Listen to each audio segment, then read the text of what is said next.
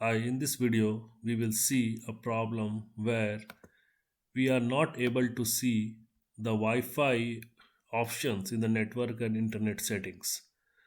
Now, in order to fix this problem, what you have to do is you have to go to this search and you have to write here services.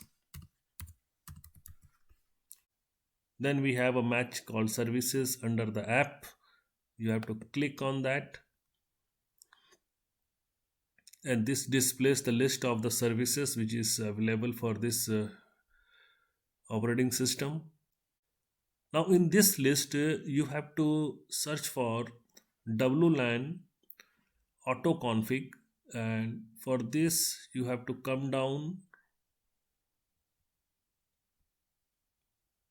and you can see here there is a service called WLAN auto config. You have to double click, and in this service what you have to do here, you have to make this startup type as automatic, and you have to start the service. So currently you can see here the service status is stopped, and now you have to start this service by pressing this start button, and you can see the service is now started.